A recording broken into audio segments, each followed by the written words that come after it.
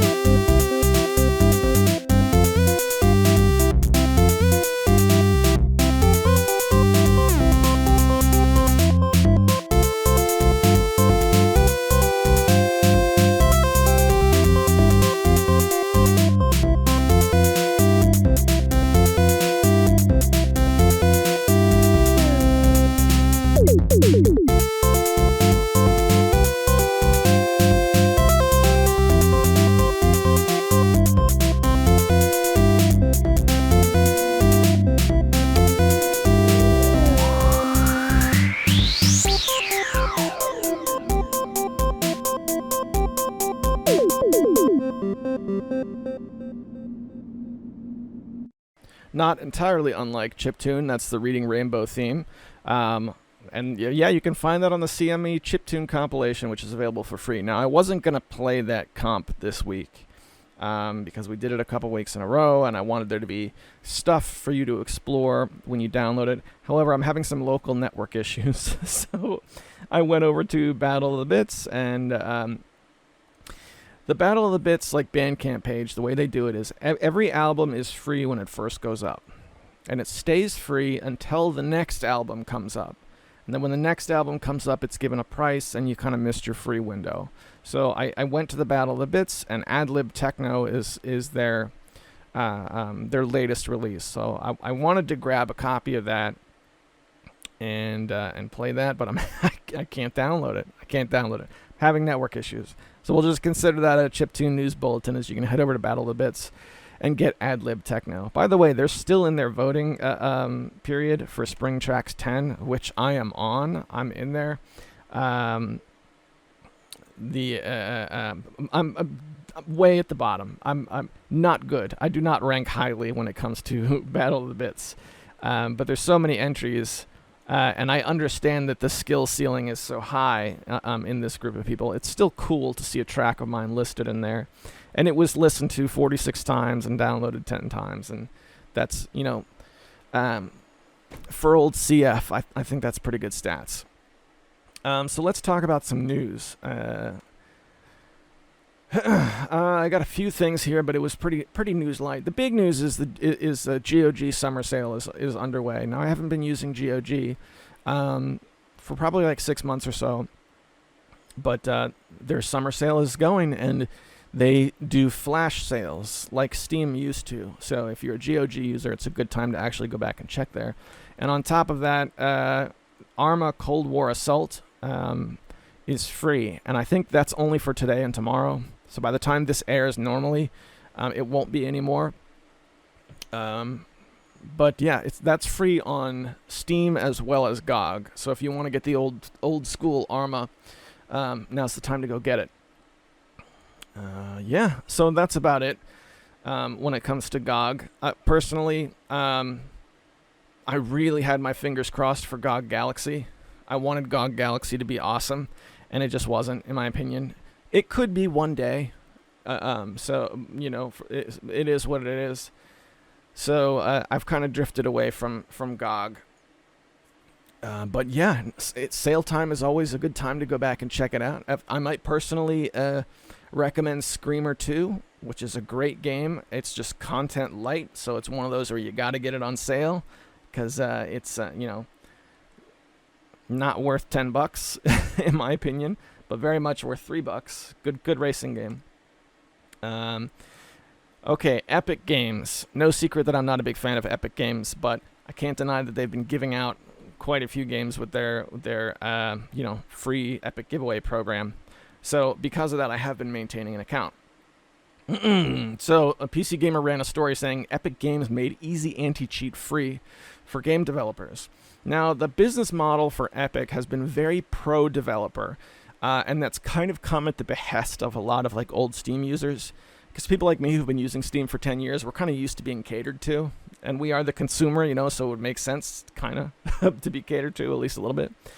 But this is the first thing I can see where like I can really see this benefiting users, because cheaters, man. Cheaters in online multiplayer games. It's an old problem that's been around forever, and it's really crippled some otherwise truly awesome games. I've only ever cheated in an online game one time, and I don't know if I've told this story or not, so bear with me if you're an old head. This is in the pre-Steam era, back when Counter-Strike was a free mod. I bought Half-Life at GameStop. It was $30, and it came in a great big box the way PC games used to. I brought it home, and I installed it, which, it's weird to think, but back in those days, the CD-ROM drives were not super fast. Neither were the hard drives. So you could have a physical copy of a game, and it could still like take a good bit to install. Also, probably, even for that time, 1997, whenever this was, my computer was probably a step or two behind, just because I've never been a top-of-the-line guy, and back then was no different. Anyway, I'm sliding off track here. Right, so I the reason I bought Half-Life was to play Counter-Strike. I saw it at a friend's house, I wanted to play it, I thought it was cool, got it installed, and I played it a good bit. One day, I downloaded a patch that made it so that I was invisible. And I joined one server, I used it one time, I killed one person, I was banned immediately, and I felt like I just ruined that game for those people. And I felt really bad about it, and I uninstalled it, and I never cheated again. Now, this was before the days of VAC ban as well, so it's not like I had some sort of account that was going to get a strike against it. It really was the Wild West. That one server I was, permabanned from, but that was one server at a time in which there was many, many, many servers. This was like when the Half-Life mods really were the hot games. So yeah, ever since then, cheaters, no good. So it's nice to see tools for mitigating that being made for free. Now, the effectiveness of the tools and whether or not the tools are obtrusive to the end user are another argument altogether. Sometimes, at least with VAC banning, there was a thing where a lot of users who necessarily didn't deserve a VAC ban got it anyway. So we'll see. I don't know. I like to see Epic developing in a positive way, because their rollout was just such a, two middle fingers in the air, we're here, deal with it, to both the developers and the consumers. I don't know. Now that I'm a little bit less exclusive to Steam, it's I enjoy the competition. What else we have? Rock Paper Shotgun runs a story that says Dungeons & Dragons Dark Alliance is out now with launch woes aplenty. The primary launch woe is the fact that it's Dungeons & Dragons Dark Alliance. Don't play that game. The other sites that I typically check are pretty barren when it comes to news. Even, what is it now? Indie Retro News where they have like all the ZX Spectrum and games and stuff like that are being developed. There's a few things there, but not really much that looks, noteworthy. And it's also a mixture of such and such a game is coming soon. It's hard for me to follow a game these days to release. It has to be out now, or you've kind of lost me. So that's indie retro news. As far as games have been concerned, I got really into itch.io over the past week or so. Like, I've maintained an account there for a while, and I did buy a few games there like a few weeks back for the Commodore 64. But this past week, excuse me, I got really into it because I realized this is like the Bandcamp of video games. I always thought of GOG as like the real, freewheeling like type. I don't even know how to describe it. Not the big bad company is what I thought of GOG. And I think that's kind of changed over the years. Now it's itch.io because anybody can make a game and go over there and open an account and sell their game. And I see not old Game Boy games, but new Game Boy games and Nintendo games, and I see Windows games. Even if they're not free, I see them appropriately priced, which I love. This is a game you're going to play for 1 hour tops and then never play again, and it's 99 cents. 99 cents to $5, that sort of thing. Priced a little bit more like the mobile market. I'm not saying every game should be $1. I'm not saying every game should be $5. I'm saying games should be appropriately priced. That's what I'm saying, and that's what I find there at Itch. So I would love to head over there and get some oddities and play them the way I used to. Tiger Claw TV over on YouTube. Back in the day, I just had no money, so I got used to being the freeware guy for a long time. Not because I wanted freeware to be my specialty, but I couldn't afford new games. Now I'm looking at the freeware, and it's like, there's some good stuff out there. There is some good stuff indeed. All right, I got a Vancast from last night, and I can't remember at all what I talked about, so let's find out together. You're listening to Tiger Claw Radio. Let's go there now. All right, boys and girls. Welcome to the Vancast. Give me a second while I turn around and try not to destroy the neighbor's mailbox. Yeah, it is 8:15 p.m., and I'm on a special mission here on TCR, and that's the refill my wife's gas tank mission. And a hoop and a how and away we go. Let's go fill the gas tank. It is... What's the temperature outside? 68 degrees. It's lovely. It is lovely. We've been without air conditioning in our house for like a week and a half. Nearly 2 weeks. And it was just fixed just yesterday.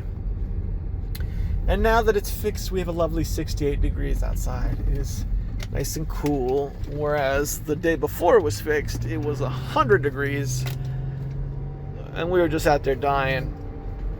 So it feels good to have the stars aligned and the powers that be back where they go. And that's been pretty cool. I spent some time this afternoon after I got out of work playing Morrowind, which is a fun game. Of course, doing some filming for Monday Night Morrowind, which goes up for the supporters. That was a good time. I gotta say, though, when it comes to Morrowind, one thing I haven't done with Morrowind is I haven't done any like custom content that's like actual like quests or stuff like that. When it comes to the mods, I've done some rule changes, some mutations, and then a couple of added buildings, and that's really it. So I really felt the need to like mod in like a new region or something like that, something crazy. But at the same time, that means starting over. So I started like making a real push to like let's try and get the main story finished. So that was pretty cool. I had a good time doing that. And then once I finished with that for the day, just hanging out, was looking at mobile stuff again. My interest in the original Game Boy. It's one of my all-time favorite systems of all times. is the original Game Boy. And one of the things I like to play the most on the original Game Boy is little slot machine games. So I was playing. I couldn't tell you which one, but I was playing like Patchy Slot, one of the Japanese slot machine games for the original Game Boy on my Ambernick, and I actually do have those games in their real, physical, authentic, cart as well, which is pretty cool.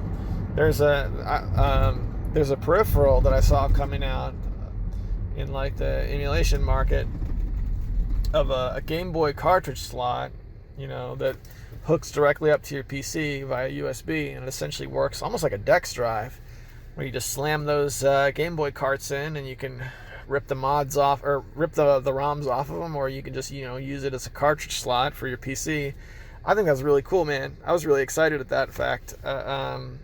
Some of the prospect of doing that, especially since a few months back there was that little green Game Boy machine that came out. What's the company that made it then? I can't think of the name of the company off the top of my head, but it's like a company that makes good stuff for the most part these days. They made that Atari joystick for Windows that I've been using. That's been kind of fun. So I was expecting that thing to be really good. It looks great. It looks like a tiny little GameCube almost, just green and see-through and small. Like they designed, aesthetically, and they really designed a good-looking, console if they were going to consoleize the Game Boy and Game Boy Advance. But then when it came out, the thing just was a big turd and didn't run well at all, and that was really heartbreaking because I thought that thing was super rad looking. So it's nice to see not quite the same thing, but something similar coming to take its place. All right, hang on a second. So that was kind of cool. So we'll see when that thing comes out what it's like. From there, I went down the rabbit hole of heading over to AliExpress, and since I'm in sort of a Game Boy kick again, one thing I never bought for the Game Boy was one of those multi-carts. You know what I'm talking about, that you get off of AliExpress? I don't think I've ever really bought one of those things. I've got one for the Famicom that I got from Darabka, from Hungary. And that one gets played whenever I want to play Mappy, because I don't have Mappy on the NES or on the Famicom, but it's on that cartridge. But I've seen these things around for like a long time, and I think it would be weird to buy a multi-cart and then buy like an emulator reader to play it on, because at that point, what are you doing? But I actually like playing with the hardware, and I think I might do something like that just to play with the hardware, but I don't know. I'm just window shopping, finding things to waste my time on. With that, I think that's about all I got for right now. I'm going to go ahead and send you guys back to the studio. I'll see you there. All right, since I have nothing else to play, here's a song from my high school band. Feel free to point and laugh. You're listening to TCR.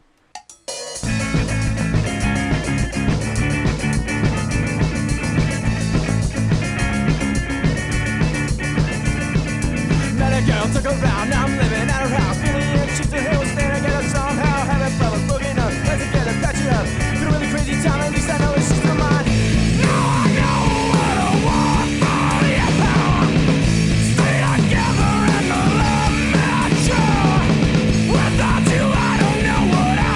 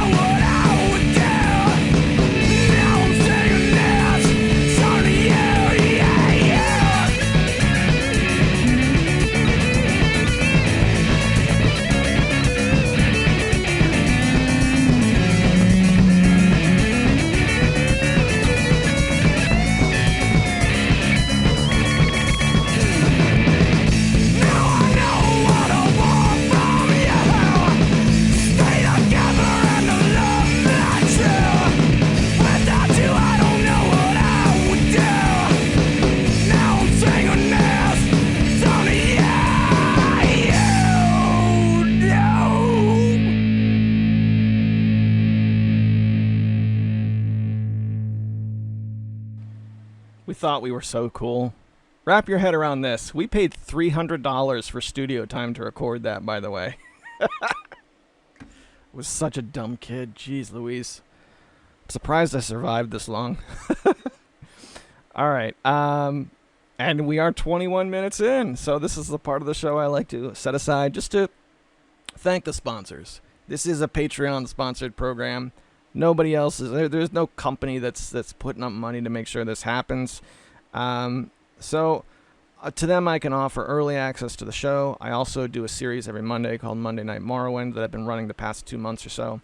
And as an old tradition here on TCR, I also read their names off in a hall of distinguished gentlemen. A tip of the hat, if you will, to these particular individuals, and they are Hemrock, Tecmo Balls, Dorabka, and Eric Controller. Thank you all so much for being part of the team and keeping TCR alive. Because I look back on the past. How long have we been on YouTube now? It's been like 4 years.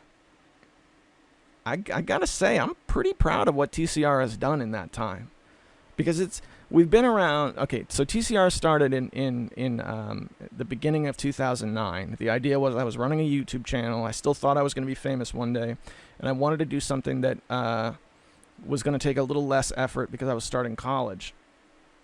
And it ran sporadically for years and years, and then I just gave it the old hiatus. And it stayed on hiatus for a long time. So once we hit YouTube, that really was like the rebirth. So we could say, all right, this is a 10-plus-year-old podcast, but it really is, like, in its current iteration, it's really only like 4 years old or so. And the way the show has changed in that short period of time, gotta say, super proud of it. So thank you very much to these individuals.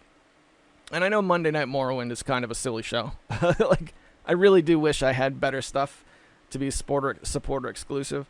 But yeah, thank you very much, and I hope you're enjoying the party. All right, that said, let's see what else we can get into here. Oh yeah, here's one for you. Remember that this month is Super Mario Bros. 2 Japan. That's our game of the month.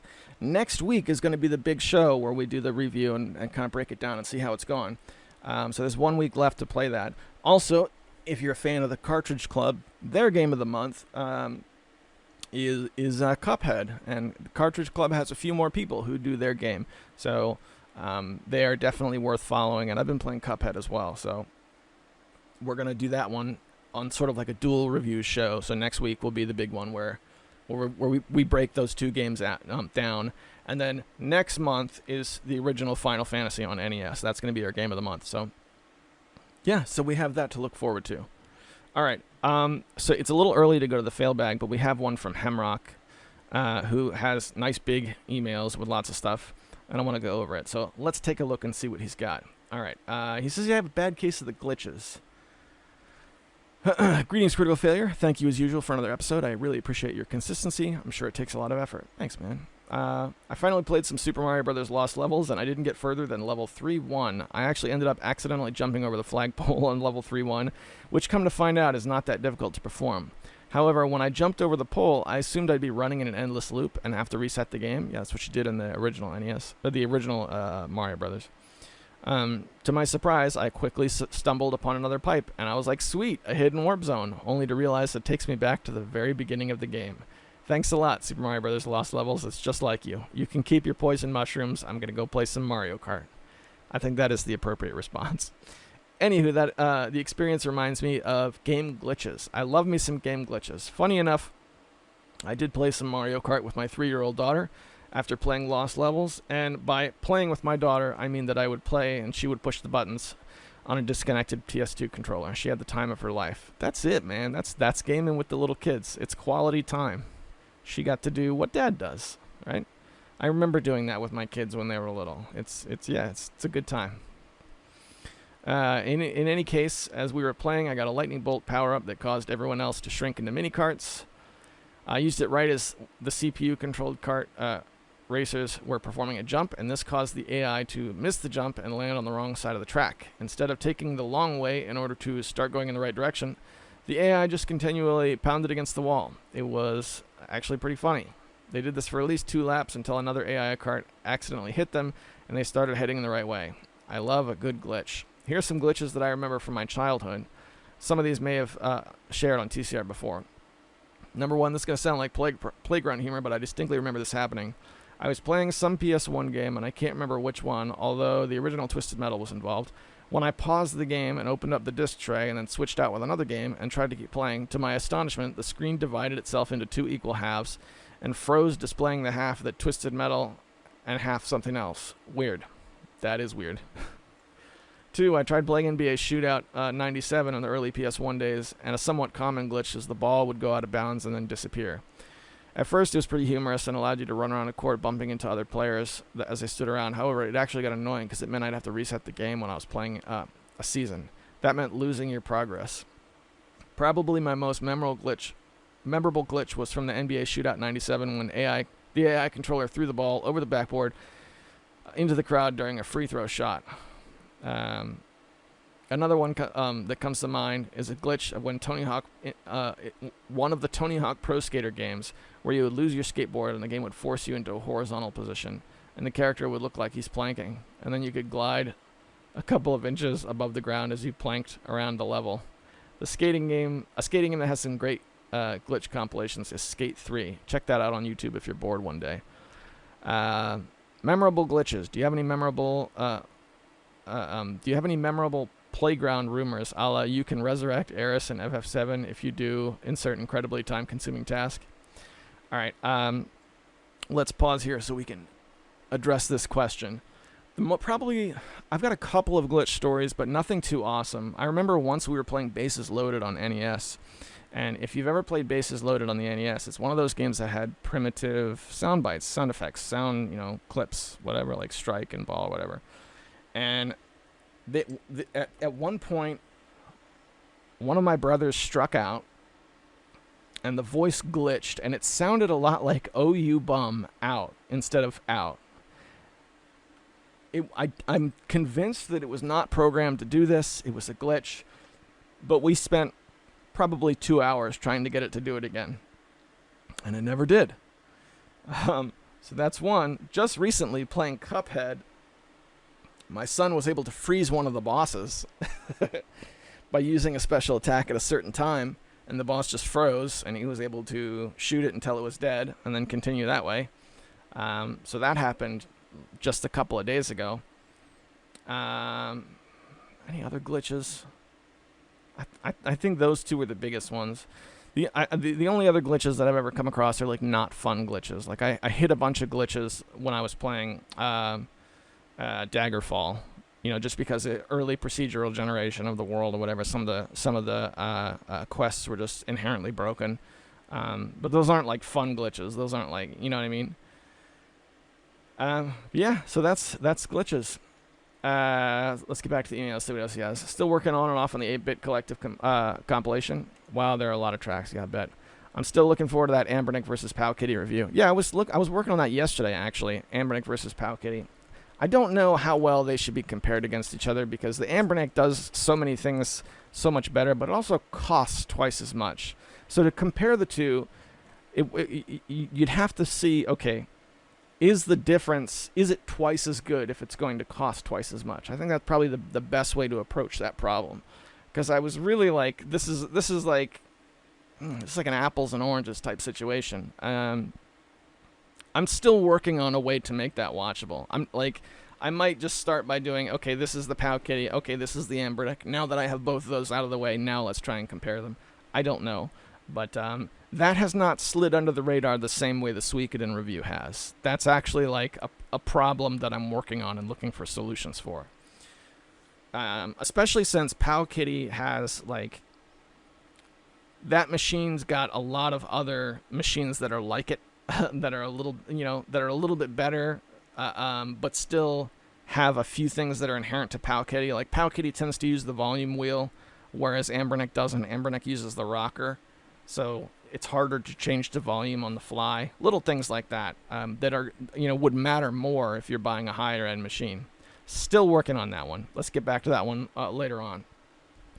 He goes on, great work on the Community Modular and Electronics latest collab. Thanks, man. That was, that one came out in the last stretch in a big way, because it took about a month or so, or maybe 2 months to put together, and I had about 9 tracks for most of that time. And then the track listing just doubled in the last week. That's pretty crazy. I would love to do another one.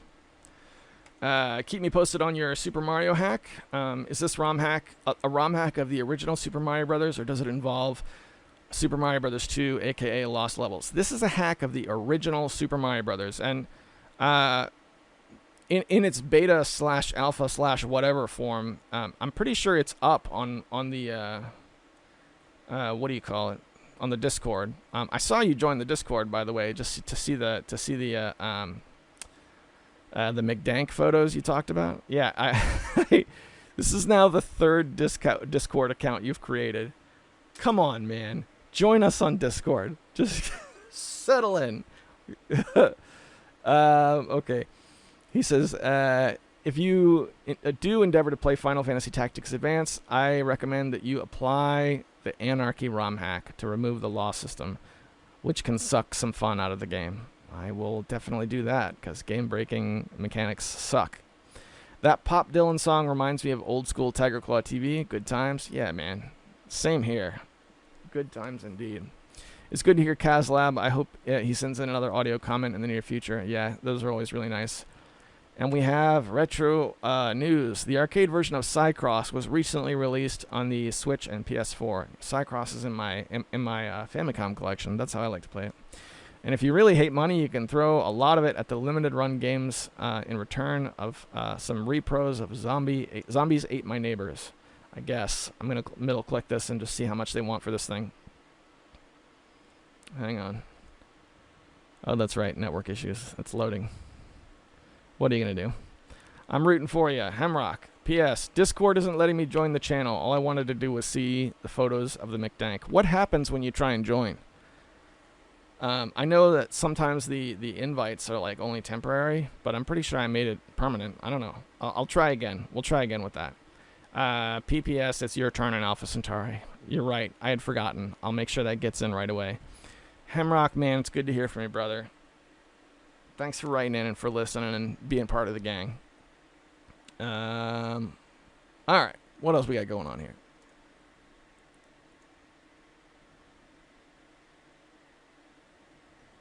Over on YouTube, we got a few comments. One from, let's see, Victor Asari says, this is on the Ski Free video made back in the 1991 game, Ski Free for Windows 95. Oh boy, I remember this playing this back in 1997. I was born in 93, and I used to play Ski Free and some MS-DOS games like Jazz Jackrabbit, Hocus Pocus, Raptor Call, The Shadows, all shareware. KKKK. Yeah, good times. I also played Ski Free back in the day. Thanks for checking in, brother. Death Adder says, check your Skypes, bruh. Trying to see if we can set up a 30 to 60 minute WrestleCast to record next week. Skype? Yeah, I haven't done Skype in a long time. But I will check it out. Thanks for touching base. Hope to see you there. Eric Controller says, good for you, man. Saying no to crack Donalds. It ain't easy to do for sure. One thing you might try is having a splurge day once a week where you can deviate from healthy eating for one meal. I intermittent fast, and I've been pretty successful leaning out. But I still have a weekend splurging. Like the saying goes, moderation in everything, including moderation. Yeah, you're right. And once I normal off, that is what I intend to do. But I think there's like a detox period where you go from eating crazy to like cleaning yourself out, and then you can kind of figure out how you want to do things. So right now I'm just like trying to find other coping mechanisms for really tough nights, which has been difficult. But thanks, man. It's good to hear from you. I hope you're doing well. And thank you for the kind words. Death Adder says, when was the last time you cared about E3? I feel like for me it was 2013. That was the infamous one where Microsoft came out on stage and declared they did not want to win that console generation. And oh boy, they nailed it. Lol. I'm with you on cracking down on Crack Donalds. I'm starting to look like Lara Croft on the PS1, at least in the upper torso region. Hop on Skype with me for the next 30 minutes to talk about next week to talk about WrestleMans. Let's put a 5-star podcasting clinic for the fans. The irresistible force meets the immovable object. I'm the immovable object thanks to all the Sonic tater tots I suck down. Rip. Also, Burnout 3 is the best in the series. It's punishing enough that when you succeed, you feel like a champion. Burnout Revenge is also great, but the soundtrack is mostly perfect if you're an edgelord like myself. Yeah, good games, man. I definitely want to catch you on Skype and do that WrestleCast. Desm says, ugh, E3. I feel the same as you. When I was a kid, I would read all the magazines and find out the latest E3. Now I barely even care about what's announced. I'm glad they made another 2D Metroid, but I can't wait to see if I want to play it later once the Switch is replaced with a newer system. Metroid Dread is a lot like Shadow Complex. Good game to be sure, but after Samus returns on the 3DS and the sort of sterile look for the new one, Samus vs. Robots, it's not getting me super excited. Maybe I'm just a jaded retro gamer who doesn't need much new games. Yeah, I think that might be the case for me as well. I'm looking more forward to hearing what people say about it than actually playing it. As far as E3 is concerned, and Death Adder asked this too in his comment, and I didn't respond yet, but I don't think I really ever cared about E3. I tried to. I wanted to. Like when earlier iterations of TCR, I knew that E3 was an important thing in the industry, and I knew that listeners cared about it, so I really tried to get involved. And I remember doing like a couple of roundtable type episodes on other podcasts where it was like, hey, let's get a few of the people who make podcasts together and we'll talk about E3. We'll do an E3 roundup. And I remember having a difficult time finding things to say in those. Who won E3? Who do you think was the best at E3? Well, everyone lost like they do every year. Desm, man, good to hear from you. By the way, over on the self-promotion part of the Discord, Desm dropped a video about arcade obscurities, arcade games that some of which you don't see in compilations these days that would otherwise be extinct. He did a lot of really careful research, and it's a good watch in a time in which where YouTube tends to favor people who fart out videos of very low effort. So that's definitely worth checking out. Much success to Desm. BizHat left one on the ZZT video. Says, this is a really interesting all-around intro to the game. Thanks, yo. And that's awesome because ZZT was a game I loved for many years. Long time ago, admittedly, but many years. And at the time, the community was thriving, but it was also pretty toxic. At least that's, what I experienced. And I had a very difficult time breaking into the community. So hearing kind words on a ZZT video is very, very cool. So thank you for that. Finally, Hemrock checks in on Monday Night Morrowind, which came out a day late this past week, and says, love the background music. Thanks for the vid. Glad you liked it, man, and thanks for supporting. Oh, hey, here you go. I wrapped up the fill bag, and I just wanted to see what else there was to go over, since we got about 15 minutes left. It looks like in 4 hours from now, the big Steam sale is going to start, which means by the time this hits air, it'll be well underway. So, again, I still use Steam, and I still buy games off of Steam if I want them, but I'm not as much of a Steam head as I used to be. So that's a thing. If you've got a Steam wish list, by the time this is out, it's underway. Go check it out and see what's up. It is June 23rd at this moment. So yeah, this should be the big summer sale. The big summer stale, which actually is accidentally accurate. Yeah. So what I had planned to do, instead of talk about Steam, was to do the old bit where I put my ear to the ground, and we do sort of a fake fail bag at this point, just to see what the internet is saying. And by that, I mean going out onto the rest of the internet and reading some of the opinions and responding to them, just sort of bringing the conversation home, as it were. So let's do that now. Here's one. Hey CF, why do you like Final Fantasy IX so much? I grew up in the PS1 era, and 7 and 8 were great. I loved them as a kid, and it's still pretty fun replays even now. To me, FF9 is a sad sack of boring characters getting chased around. Zidane is a little monkey. Vivi and Steiner are goofs.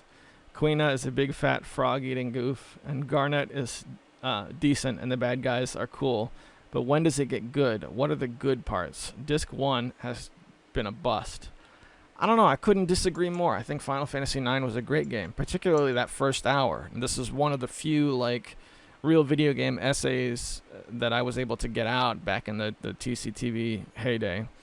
But they set up the villain, without words. A lot of cinematics with no voiceover, which was great in my opinion. And that's when modern Final Fantasy was at its best, when you didn't really have to sit through long cinematics. Every time a cinematic kicked in, they always left you wanting more, even when they were like a little tiny. I thought Zidane was a good character because he was not a hero. At the beginning of the game, he's a thief, a bad guy, and who became the hero as the story went on. So I thought the characters were relatable in that way. I don't know. I thought it was good. I thought Vivi was cool because he, had a lot of power, but had a really weird, interesting story as opposed to just being, some hey, am wizard, let's use spells, otherwise the same as every other character. I don't know. I think that was a good mix of really good storytelling with some of the best RPG technology at a time when RPGs were really in their renaissance. Good game, and you're dumb. So yeah. Okay. Hey CF, this is the Nintendo 64. It's one of the most impressive consoles ever released. Sorry you feel that way. It had a couple good games on it, and I know there's a few N64 fans.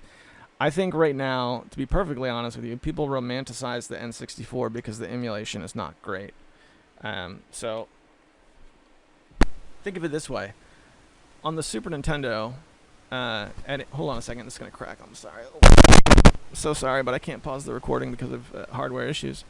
You can get a Super Nintendo emulator right now, and without thinking, play, Chrono Trigger, you could play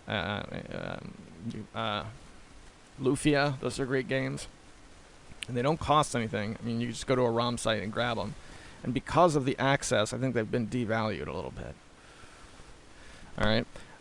N64, I mean, you could do that to a degree, but it's a lot harder. And because it's harder, and because the controller is weird, and it's a difficult to duplicate experience, I think it's a cut above the other systems in terms of the way people think about it, unfairly so.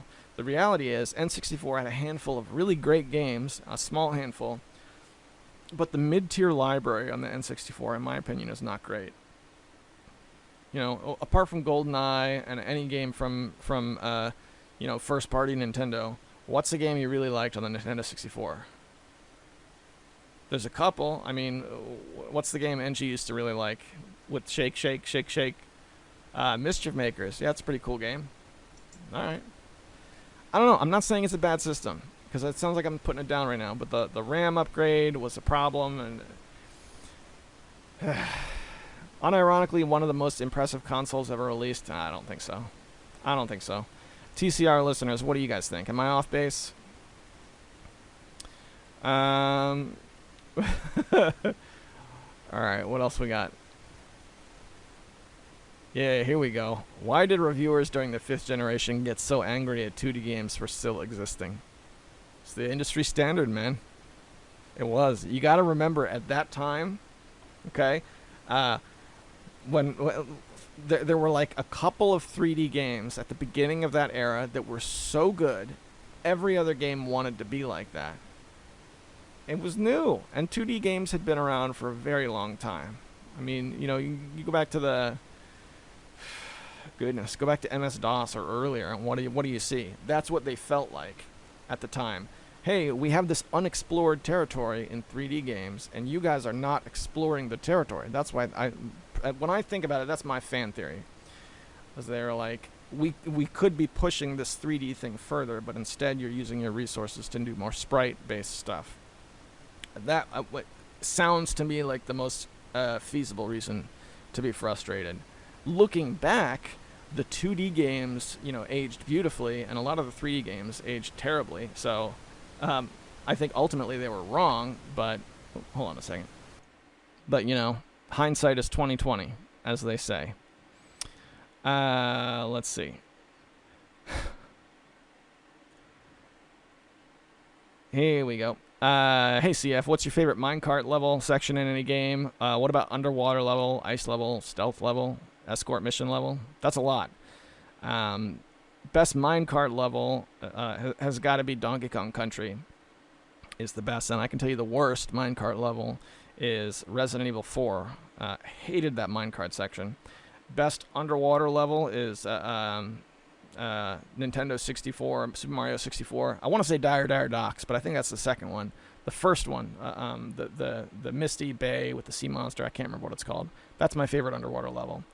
Stealth missions are all awful unless you're playing Metal Gear Solid. The worst offender, in my opinion, is... I can't remember what it was called, but it's in the first Siphon Filter game. There's a stealth mission where you're wearing a tuxedo or something. It was the first time I ever played like a stealth mission that was like shoehorned in a game that it wasn't supposed to be in. And that was the worst.